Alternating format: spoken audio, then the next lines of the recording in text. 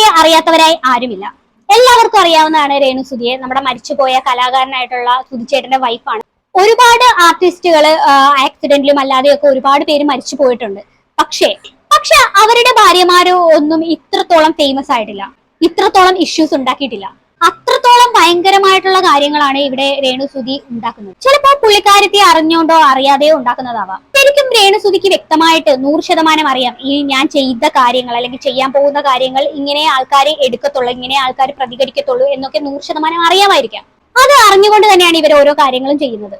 ശരിക്കും പറഞ്ഞാൽ ഞാൻ ആദ്യം തന്നെ ഒരു കാര്യം പറയാം, ഇവരെ സപ്പോർട്ട് ചെയ്ത് ഞാൻ ഒരുപാട് വീഡിയോസ് ഇട്ടിട്ടുണ്ടായിരുന്നു. പക്ഷേ അതിൽ ഞാനിപ്പോൾ ഖേദിക്കുന്നു. ശരിക്കും ഞാൻ ഒരുപാട് സപ്പോർട്ട് ചെയ്തുള്ള ആ ഒരു വീഡിയോ ചെയ്തതിൽ എനിക്ക് ശരിക്കും പുച്ഛം തോന്നുന്നു എന്നോട് തന്നെ. ആ ഒരു തരത്തിലാണ് ഇവരിപ്പോ ഇവരുടെ പല വീഡിയോസും കാണുമ്പോൾ എനിക്ക് തോന്നുന്നത്. ശരിക്കും ആദ്യം തന്നെ ഞാൻ ഇവരുടെ കുറച്ച് റീസെന്റ് ആയിട്ടുള്ള റെസ്പോൺസും വീഡിയോസും കാര്യങ്ങളൊക്കെ ഒന്ന് കാണിച്ചു തരാം, എന്നിട്ട് നമുക്ക് കാര്യങ്ങൾ സംസാരിക്കാം. പുതിയ ചെയ്യുന്നുണ്ട്, ദേവത മൂവി ചെയ്യുന്നുണ്ട്, ദി ചേഞ്ച്. അതുപോലെ തന്നെ ഇപ്പം കുറേ സോഷ്യൽ മീഡിയയിൽ ഇപ്പോൾ കുറേ ആൾക്കാർ പറയുന്ന ഒരു കാര്യമാണ് മറ്റേ നമ്മുടെ സ്വപ്ന സുരേഷ് ചേച്ചിയുടെ ഒരു കേസ്. സത്യം പറഞ്ഞാൽ എനിക്കറിയത്തില്ല ഡീറ്റെയിൽ ആയിട്ട് എന്താ, ഞാൻ കണ്ടിട്ടില്ല അതിനെപ്പറ്റി. അതുകൊണ്ട് എനിക്കതിനെപ്പറ്റി ഒന്നും പറയാനില്ല. കാരണം ഒരുപാട് പേരിങ്ങനെ പറയുന്നുണ്ടല്ലോ, അപ്പം എനിക്കറിയില്ല അതിനെപ്പറ്റി. അത് ഞാൻ എന്നും പറയുന്ന പോലെ ഇപ്പം നേരത്തെ ഒരിടയ്ക്ക് പ്രതികരിക്കുമായിരുന്നു, ഇപ്പോൾ അത് ഒന്നും പ്രതികരിക്കുന്നില്ല. ഞാൻ നെഗറ്റീവ്സിനോട് ഒന്നും പ്രതികരിക്കുന്നില്ല, നമ്മൾ മിണ്ടാതിരിക്കുക. നെഗറ്റീവ്സിനോടൊന്നും പ്രതികരിക്കുന്നില്ല, നമ്മൾ മിണ്ടാതിരിക്കുക. കാര്യം ഇവർക്കറിയാം ഇവർ ചെയ്യുന്ന കാര്യങ്ങളൊക്കെ ആൾക്കാർ നെഗറ്റീവായിട്ടേ എടുക്കത്തുള്ളൂ. അതായത് ഇങ്ങനെ ആൾക്കാർ റിയാക്ട് ചെയ്യത്തുള്ളെന്ന് 100% അവർക്ക് വിശ്വാസമാണ്. അതുകൊണ്ട് തന്നെയാണ് അവർ റിയാക്ട് ചെയ്യാതിരിക്കുന്നത്. പിന്നെ സ്വപ്ന സുരേഷ് ഒരു കാര്യം പറയുന്നുണ്ടായിരുന്നു. സ്വപ്ന സുരേഷിനെ എല്ലാവർക്കും അറിയാമെന്ന് വിചാരിക്കുന്നു. പ്രത്യേകിച്ച് ആ ഒരു ഭവതിയെ പേരെടുത്ത് പറയേണ്ട കാര്യമില്ല. വിഷുവിന്റെ അന്ന് അവര് ഇവർക്കെതിരെ ഒരു പോസ്റ്റ് ഇട്ടിട്ടുണ്ടായിരുന്നു. ഞാൻ ആ പോസ്റ്റ് ആദ്യം ഒന്ന് കാണിക്കാം. അപ്പൊ അത് ഈ ഒരു ഫോട്ടോയാണ്, വിഷു ആശംസകൾ എന്നൊക്കെ പറഞ്ഞ് പുള്ളിക്കാരി ഇട്ടിരിക്കുന്ന ഒരു പോസ്റ്റാണ്. സ്വപ്ന സുരേഷിനെ അറിയാത്തവരുടെ ഈ ഫോട്ടോ കണ്ടു കഴിഞ്ഞാൽ മനസ്സിലാവുമല്ലോ നിങ്ങൾക്ക്. ഈ ഫോട്ടോ കണ്ടു കഴിഞ്ഞാൽ പിന്നെ പ്രത്യേകിച്ച് വിശദീകരിച്ച് തരേണ്ട ആവശ്യമില്ല. മറ്റേ നമ്മുടെ സ്വർണ്ണക്കടത്ത് അത് തന്നെ.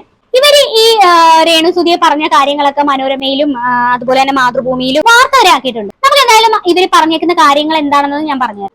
അപ്പൊ അതിനകത്ത് പോസ്റ്റ് ഇട്ടിരിക്കുന്നത് വെച്ചാൽ it is the new 2025 Vishu request you to please respect our culture. Boys say so. Mom would kill me if I showed my navel. Kashtam. Please find some other alternatives.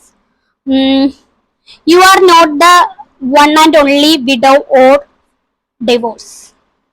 Don't self your stupidity. Cannot replace Lord Krishna with some weird creation. അത്യാവശ്യം നേവലൊക്കെ കാണിച്ചിട്ടാണ് പുള്ളിക്കാരി ആ ഒരു post ചെയ്തിരിക്കുന്നത്. അങ്ങനെ വന്നിട്ടാണ് പുള്ളിക്കാരി ആ ഒരു വിശ്വാസംസകളൊക്കെ നേർന്നിരിക്കുന്നത്.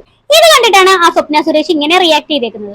സ്വപ്ന സുരേഷിന് ഇത് പറയാനുള്ള ഒരു ക്വാളിറ്റിയും ഇല്ലെങ്കിലും ഈ പറഞ്ഞതിനകത്ത് കാര്യമില്ലാതില്ല. ഇവരിപ്പോ ചെയ്തിരിക്കുന്ന പല വീഡിയോസും കണ്ടു കഴിഞ്ഞാൽ വെറും റീച്ചിന് വേണ്ടി കാണിക്കുന്ന വെറും മൂന്നാംകട പരിപാടിയായിട്ടാണ് തോന്നുന്നത്. ഞാൻ ജനറലൈസ് ചെയ്ത ഒരു കാര്യം പറയാം. ശരിക്കും പറഞ്ഞ വേറൊരു കാര്യം പറയാം. ഈ ഇൻസ്റ്റാഗ്രാം എടുത്ത് തുറന്നു നോക്കിക്കഴിഞ്ഞാൽ അതിനകത്ത് ഭൂരിഭാഗം പേരും അതിനകത്തൊരു 80 തൊട്ട് 90% പേരും ഫ്രീ ഇൻഫ്ലുവൻസേഴ്സും തന്റെ സ്വന്തം ശരീരം പ്രദർശിപ്പിച്ചിട്ട് തന്നെയാണ് ഇൻഫ്ലുവൻസേഴ്സ് ആയത്.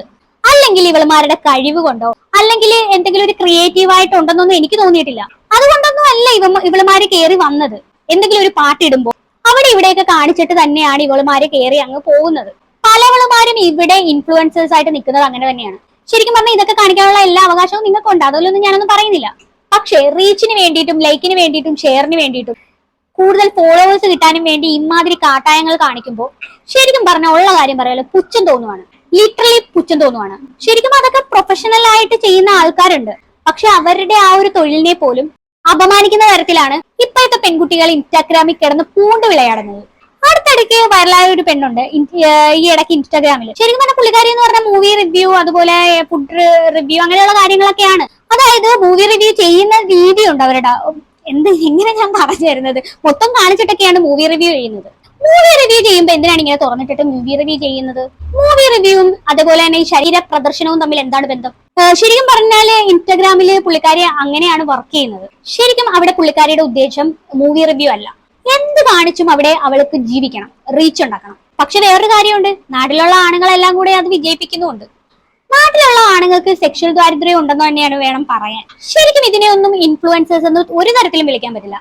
ഈ ആണുങ്ങള് ചിലപ്പോ ചിലരുണ്ട് ചുമ്മാ വെറുതെ ഇത് കാണാൻ വേണ്ടിയിട്ട് കയറിയിരിക്കും, നോക്കട്ടെ എങ്ങനെ ഉണ്ടെന്നും പറഞ്ഞ് കാണാൻ വേണ്ടി കയറിയിരിക്കും. അങ്ങനെയും അവർക്ക് റീച്ച് കൊടുക്കുമല്ലേ, ഒരു വ്യൂ കൊടുക്കുമല്ലേ. ശരിക്കും ആ ഒരു ലെവലിലേക്കാണ് ഇവരുടെ ഒരു പോക്ക്. ഈ റീസെന്റ് ആയിട്ട് ഇൻഫ്ലുവൻസർ കുറച്ച് പെണ്ണുങ്ങൾ വന്നിട്ടുണ്ട്, അവളുമാരുടെയൊക്കെ പിന്നെ ഇതൊക്കെ എടുത്ത് നോക്കുവാണെന്നുണ്ടെങ്കിൽ ഈ ഒരു മൂന്നാം കട പരിപാടിയിലേക്കാണ് ഇവരൊക്കെ പൊക്കോണ്ടിരിക്കുന്നത്. ഇതിനെയൊന്നും ഒരു തരത്തിലും സപ്പോർട്ട് ചെയ്യാൻ പറ്റില്ല, ഒരു തരത്തിലും പറ്റില്ല. ഇനി രേണുസുതി പറയുന്ന ബാക്കി കാര്യങ്ങളൂടെ കേൾക്കാം. നമ്മളെ മിണ്ടാതിരിക്കുക. ഇപ്പം ഒരുപാട് പ്രൊജക്ട് വരുന്നുണ്ട്, പണ്ടത്തെ പോലെ അല്ലേ ഇപ്പം കലയിലൂടെ തന്നെ ജീവിക്കാൻ പറ്റുന്നതുകൊണ്ട് എനിക്ക് എന്താ തോന്നുന്നത്? സന്തോഷം. സുചേട്ടൻ, ഞാൻ കുറച്ചു മുന്നേ പറഞ്ഞ പോലെ സുചേട്ടൻ കാണിച്ചു തന്ന വഴിയായിരിക്കാം ഇത്. എന്ത് സുധിച്ചേട്ടൻ കാണിച്ചു തന്ന വഴിയാ? ഇതാണോ സുധിച്ചേട്ടൻ കാണിച്ചു കൊടുത്ത വഴി? എന്റെ പൊന്നു ചേച്ചി, ആ മരിച്ചുപോയ അയാളും കൂടെ പറയിപ്പിക്കല്ലേ വെറുതെ. സീരിയസ്ലി ഈ വഴിയെ പോണമെന്ന് ജീവനോട് ഇരിക്കുമ്പോൾ സുധിച്ചേട്ടൻ ആഗ്രഹിക്കാറുണ്ടോ? ആഗ്രഹിച്ചിട്ടുണ്ടോ? ശരിക്കും പറഞ്ഞ ഒരു കാരണവശാലും അങ്ങനെ പുള്ളിക്കാരൻ ആഗ്രഹിക്കത്തുമില്ല. കാര്യം ഈ ഒരു ലെവലിലേക്ക് എന്ന് പറഞ്ഞാൽ എനിക്ക് ഒരിക്കലും ഇങ്ങനെയൊക്കെ ചെയ്യുന്നത് എനിക്ക് ഭയങ്കര റോങ് ആയിട്ടാണ് ഫീൽ ചെയ്യുന്നത്. സത്യം പറയാലോ, ആ മരിച്ചുപോയ അയാളെ കൂടെ പറയിപ്പിക്കുന്ന രീതിയിലേക്കാണ് നിങ്ങളുടെ പോക്ക്. ശരിക്കും തന്നെ നിങ്ങൾ തന്നെ ഒന്ന് ആലോചിച്ച് നോക്ക്. നിങ്ങൾ അയാളുടെ പേരും കൂടെയാണ് ചീത്തയാക്കാൻ നിൽക്കുന്നത്. ആ ഒരു കമന്റ്സ് ഒക്കെ എടുത്തൊന്ന് വായിക്കും. സുധിച്ചേട്ടനെയും കൂടി ആൾക്കാർ ചീത്ത പറയുന്നത്. നിങ്ങൾ തന്നെ ഒന്ന് ആലോചിച്ച് നോക്ക്. അദ്ദേഹം നല്ലൊരു കലാകാരനാണ്, നല്ല രീതിയിൽ പോയിക്കൊണ്ടിരിക്കുന്ന ഒരു കലാകാരനാണ് അദ്ദേഹം. അദ്ദേഹത്തിന്റെ പേര് കൂടെ നിങ്ങൾ ചീത്തയാക്കും. ഇത് കേൾക്കുമ്പോൾ കുറെ പേര് വന്നിട്ട് പറയും, എന്നാ നീ കൊടുക്കുക 1000 രൂപ, നീ അവരുടെ ചെലവ് നോക്കുക, അങ്ങനെ ഇങ്ങനെയെന്ന് പറയാം. അവരോടൊക്കെ ഞാനൊരു കാര്യം ചോദിക്കട്ടെ, ഇങ്ങനെ അല്ലാണ്ട് വേറെ രീതിയിൽ അവർക്ക് ജീവിക്കാൻ പറ്റത്തില്ലേ? ഇത്രയും ഈ വയറും കാണിച്ച് അവിടെയും കാണിച്ച് ഇവിടെയും കാണിച്ചൊക്കെ ഫോട്ടോഷൂട്ടും കാര്യങ്ങളും ഒക്കെ എടുക്കാതെ എത്രയോ നല്ല രീതിയിൽ ജീവിക്കുന്ന പെണ്ണുങ്ങളില്ലേ? അതുപോലെ ജീവിക്കാൻ വയ്യ. അന്നേരം നമ്മൾ ആരും ഒന്നും മിണ്ടത്തില്ല. പക്ഷെ ഇങ്ങനെ റീച്ച് കൂട്ടാൻ നടക്കുന്നത് നിങ്ങൾ തന്നെ ഒന്ന് മനസാക്ഷിയോട് ചോദിച്ചു നോക്കുക, എന്നിട്ട് പറ. രേണുസുതി അറിയപ്പെടുന്നത് സുധിച്ചേട്ടൻ ഉള്ളത് കൊണ്ട് മാത്രമാണ്. അല്ലെങ്കിൽ ഈ രേണു എന്ന് പറഞ്ഞാൽ ഒരാളും അറിയപ്പെടത്തില്ല. ഈ രേണുവിന്റെ കൂടെ ആ സുധി ഉള്ളത് കൊണ്ടാണ് നിങ്ങളെ നാലാൾ അറിയുന്നത്. ശരിക്കും പറഞ്ഞാൽ ആ സുധി എന്ന് പറയുന്ന പേര് കൂടി നിങ്ങൾ കളങ്കപ്പെടുത്തുന്ന രീതിയിലാണ് നിങ്ങളുടെ പോക്ക്.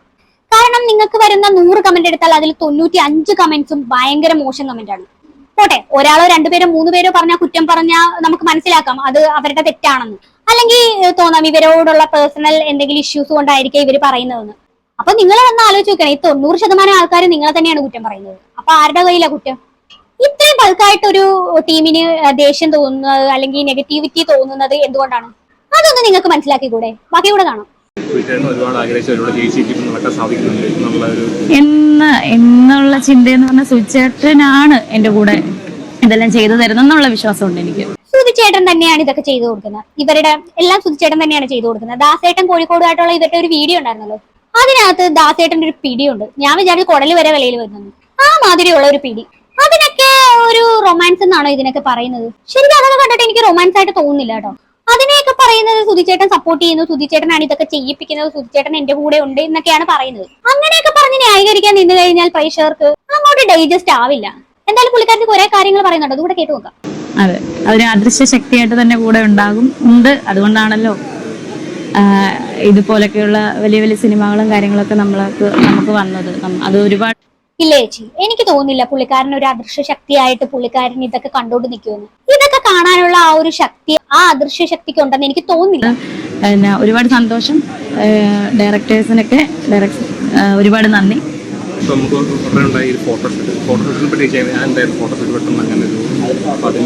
ഫോട്ടോഷൂട്ട് നമ്മളൊരു ആർട്ടിസ്റ്റ് ആകുമ്പോൾ നമ്മൾ ഫോട്ടോഷൂട്ട് ചെയ്യുമല്ലോ, അങ്ങനെയാണ് ഫോട്ടോഷൂട്ടിന് നമ്മളെ മേക്കപ്പ് ആർട്ടിസ്റ്റാണ് ക്ഷണിച്ചത്. സാധാരണ എന്റെ ഫോട്ടോഷൂട്ടിന് മേക്കപ്പ് ആർട്ടിസ്റ്റോ അല്ലെങ്കിൽ ഫോട്ടോഗ്രാഫറോ ആണ് ക്ഷണിക്കുന്നത്. അപ്പൊ അവര് തമ്മിലാണ് തീരുമാനിക്കുന്നത് എന്ത് ചെയ്യണം. അപ്പൊ നമ്മളോട് പറയും, ആർട്ടിസ്റ്റ് നമ്മളോട് പറഞ്ഞിട്ട് അങ്ങനെയാണ് സ്ഥലവും ലൊക്കേഷനൊക്കെ കാണുന്നത്. അപ്പം അങ്ങനെ നമ്മൾ ചെല്ലും, ഫോട്ടോഷൂട്ട് ചെയ്യും. അങ്ങനെയാണ് ഇതുവരെ. ഞാനൊരു കാര്യം പറയട്ടെ, ഈ ഫോട്ടോ സെക്ഷന് വേണ്ടി അല്ലെ ഫോട്ടോ ഷൂട്ടിന് വേണ്ടി ഇവരെ സമീപിക്കുന്ന ആൾക്കാരെ എന്താ ഉദ്ദേശിക്കുന്നത് വെച്ചാൽ ഇവരെ വെച്ച് കഴിഞ്ഞാൽ കുറച്ച് റീച്ച് ഉണ്ടാക്കാം. അതാണ് സംഭവം. ആൾക്കാരുടെ ഇഷ്ടക്കേട് പിടിച്ചുപറ്റാൻ ഇവര് നോക്കുന്നത് എന്തിനാണെന്ന് എനിക്ക് മനസ്സിലാകുന്നില്ല. ഇവർക്കെതിരെ ഏറ്റവും കൂടുതൽ വന്ന് സംസാരിക്കുന്നത് ഈ അമ്മമാരും സ്ത്രീകളും തന്നെയാണ്. ആണുങ്ങളൊന്നും അധികം ഇവർക്കെതിരെ വന്ന് സംസാരിക്കുന്നില്ല. എനിക്ക് എന്റെ കംഫോർട്ടാണ് ഞാൻ ചെയ്യുന്നത്. അതിപ്പോ ആരെന്ത് പറഞ്ഞാലും എന്റെ കംഫോർട്ട് ഞാൻ ചെയ്യും. കംഫോർട്ടുള്ള ഡ്രസ്സ് ഞാൻ ഇടും, അത് ഞാൻ ഫോട്ടോഷൂട്ട് ചെയ്യും. അത് എന്റെ ഇഷ്ടമാണ്. അത് ഞാൻ വേറൊരു കാര്യം കൂടി പറയാം. ഈ അടുത്തിടയ്ക്ക് ഇവരൊരു പോയിട്ടുണ്ടായിരുന്നു, നിങ്ങളെല്ലാം കണ്ടിട്ടുണ്ട്. ഞാനും അതിനെ കുറിച്ചൊരു വീഡിയോ ചെയ്തിട്ടുണ്ടായിരുന്നു. പുള്ളിക്കാരി പറഞ്ഞല്ലോ കംഫർട്ടുള്ള ഡ്രസ്സാണ് അവർ ഇടുന്നതെന്ന്. ഈ കംഫർട്ടുള്ള ഡ്രസ്സ് ഇട്ടിട്ട് പുള്ളിക്കാരി 24 മണിക്കൂറും പിടിച്ചിട്ട് ഇങ്ങനെ വെക്കുന്നുണ്ട്, മുടി ഫുൾ ടൈം അങ്ങനെ വെക്കുന്നുണ്ട്. അത് നിങ്ങൾക്ക് കണ്ടാൽ തന്നെ മനസ്സിലാക്കാം. എന്തിനാണ് ഈ കംഫർട്ടുള്ള ഡ്രസ്സ് ഇട്ടിട്ട് മുടി പിടിച്ച് ഇങ്ങനെ ഫ്രണ്ടിലേക്ക് ഇടുന്നത്? ആ ഒരു ഇത് കാണുമ്പോൾ തന്നെ മനസ്സിലാവും നിങ്ങൾ ഇടുന്ന ഡ്രസ്സ് നിങ്ങൾക്ക് കംഫർട്ടബിൾ അല്ലെന്ന്. ഞാനും ഒരു ഇന്ത്യയിലുള്ള ഒരു വ്യക്തിയാണ് ഞാൻ.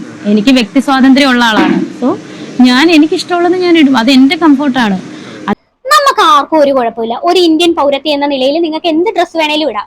അതിനുള്ള അവകാശം നിങ്ങൾക്കുണ്ട്. പക്ഷേ എന്തുകൊണ്ട് ആൾക്കാർ നിങ്ങളെ വെറുക്കുന്നു അല്ലെങ്കിൽ നിങ്ങളെ ഇഷ്ടപ്പെടുന്നില്ല? ജസ്റ്റ് ഒന്ന് ആലോചിച്ചാൽ മനസ്സിലാവും. സ്വന്തമായിട്ട് ഒരു ഐഡന്റിറ്റി ഉണ്ടാക്കിയിട്ട് ഇങ്ങനെയൊക്കെ ചെയ്യുവാണെന്നുണ്ടെങ്കിൽ ഇത്രയും ഹേറ്റേഴ്സ് നിങ്ങൾക്ക് വരത്തില്ല. മരിച്ചുപോയ ഒരു കലാകാരന്റെ ബാനറിലാണ് നിങ്ങളെ 4 പേര് അറിയുന്നത്. അദ്ദേഹത്തിനെ വെച്ചിട്ടാണ് പലതും നിങ്ങൾ ബാർഗെയിൻ ചെയ്യുന്നത്. ഈ സുധിച്ചേട്ടനെ വെച്ച് ബാർഗെയിൻ ചെയ്യുന്നില്ലെന്ന് നിങ്ങൾ തന്നെ പറയുന്നുണ്ട്. പക്ഷേ മോഹോ എന്ന് പറഞ്ഞ ഒരു ഷോർട്ട് ഫിലിം ചെയ്തിട്ടുണ്ടായിരുന്നു. അതിനകത്ത് നിങ്ങൾ എന്തിനാണ് സുധിച്ചേട്ടന്റെ പടവും വെച്ചിട്ട് പോസ്റ്റർ ഇട്ടിരിക്കുന്നത്? അതിനകത്ത് എന്തിന് സുധിച്ചേട്ടന്റെ പടം തമ്മനയിൽ വെക്കുന്നു ബാർഗെയിൻ ചെയ്യുന്നില്ലെങ്കിൽ? അതിനകത്ത് വെണ്ടക്കാക്ഷരത്തിൽ കൊടുത്തിട്ടുണ്ട് രേണു സുധി ആദ്യമായിട്ട് അഭിനയിക്കുന്ന ഷോർട്ട് ഫിലിം എന്ന്. എന്തിനാണ് അങ്ങനെ ഒരു ഹെഡിങ് കൊടുത്തിരിക്കുന്നത്? എന്തിന് ഷോർട്ട് ഫിലിം തുടങ്ങുന്ന സമയത്ത് കലാകാരനായ സുധിക്ക് പ്രണാമം എന്ന് എഴുതി ചേർത്തത്? സോ ഇതൊക്കെ നിങ്ങളുടെ അറിവോട് കൂടിയാണോ ചെയ്തതെന്ന് എനിക്കറിയില്ല. പക്ഷേ ശരിക്കും അറിവോട് കൂടിയാണെങ്കിലും അല്ലെങ്കിലും ഈ കലാകാരനായ സുധിച്ചേട്ടനെ നിങ്ങൾ മാർക്കറ്റ് ചെയ്തുകൊണ്ടാണ് അതിനെ ഇപ്പൊ കളങ്കപ്പെടുത്തിക്കൊണ്ടിരിക്കുകയാണ്. അതുകൊണ്ടാണ് നിങ്ങൾക്കെതിരെ ഇത്രയും ആൾക്കാർ തിരിഞ്ഞു നിൽക്കുന്നത്. അല്ലാതെ രേണു സുധിച്ചേട്ടന്റെ ഭാര്യയല്ല, വെറും ഒരു രേണു ആയിരുന്നെങ്കിൽ ആൾക്കാർ അതിന്റെ പാട്ടിനങ്ങ് വിട്ടേനെ, എന്തെങ്കിലുമൊക്കെ കാട്ടിക്കൂട്ടിയിട്ട് പോട്ടെ എന്നൊക്കെ വിചാരിച്ചേനെ. ശരിക്കും ആ ഒരു വ്യക്തിയുടെ പേര് നിങ്ങൾ ഭയങ്കരമായിട്ട് ചൂഷണം ചെയ്യുന്നു എന്ന് തന്നെ പറയാം. മറ്റുള്ളവരുടെ വസ്ത്രധാരണത്തെ പറ്റി നമ്മൾ കുറ്റപ്പെടുത്തിയിട്ട് കാര്യമില്ല. അതൊരു ഫോട്ടോഷൂട്ടാണ്, ക്യാമറയ്ക്ക് മുന്നിൽ ഒരു ഫോട്ടോഷൂട്ട് ചെയ്തു. അപ്പം എന്തിടണം, എന്ത് ഇടാതിരിക്കണം, എന്ത് വസ്ത്രം ധരിക്കണം അതൊക്കെ ഓരോരുത്തരുടെ പേഴ്സണൽ കാര്യമാണ്. കിച്ചു ഇപ്പം വിളിച്ചായിരുന്നു. അപ്പൊ ഞാൻ പറഞ്ഞ അമ്മ ഇതുപോലെ ഒരു സിനിമയുടെ പൂജയിലാണ്, വളരെ ഹാപ്പിയാണ്. പിന്നെ അവൻ ഈ നെഗറ്റീവ് കമന്റ്സോ അല്ലെങ്കിൽ റീൽസോ ഒന്നും അവൻ കാണാറില്ല. അവൻ എപ്പോഴും സോഷ്യൽ മീഡിയയിലൊന്നും ആക്റ്റീവ് അല്ലാണ്. സോഷ്യൽ മീഡിയ വഴിയല്ലോ നമ്മൾ ബന്ധം, അമ്മയും മോനും തമ്മിലുള്ള ബന്ധം സോഷ്യൽ മീഡിയയിൽ കാണിക്കേണ്ട കാര്യമില്ലല്ലോ. സോ ഞാൻ ഓരോ പ്രോജക്റ്റ് വരുമ്പോഴും അവൻ്റെ അടുത്ത് സംസാരിക്കും, പറയാറുണ്ട്. അവൻ ഹാപ്പിയാണ്. അത് പറഞ്ഞോട്ടെ, പറയുന്നവര് പറഞ്ഞോട്ടെ. എനിക്ക് എന്റെ മോനാണ് കിച്ചു എന്താ പറയാ ആദ്യമായിട്ട് എന്റെ അമ്മയെന്ന് വിളിച്ചത്. അപ്പം ഋതുവിനേക്കാളും ഒരുപടി കൂടുതൽ അവനോട് സ്നേഹമെന്ന് അവനും പറയാം, എനിക്കും അറിയാം. പിന്നെ ഞാൻ അതൊന്നും നെഗറ്റീവ് കമന്റ്സിനോട് ഞാൻ പ്രതികരിക്കാറില്ല. അത് പറഞ്ഞുകൊണ്ടിരിക്കും, വന്നോളൂ, ഇനിയും വന്നോളൂ, പറഞ്ഞുകൊണ്ടിരിക്കട്ടെ. കിച്ചുവിനെ എന്നെ അറിയാം, എനിക്ക് കിച്ചുവിനെ അറിയാം.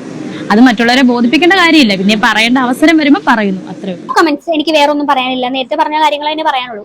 കമന്റ് ഒക്കെ വരണമെങ്കിൽ വന്നോട്ടെ, നെഗറ്റീവ് കമന്റ് ഒന്നും മൈൻഡ് ചെയ്യുന്നില്ല.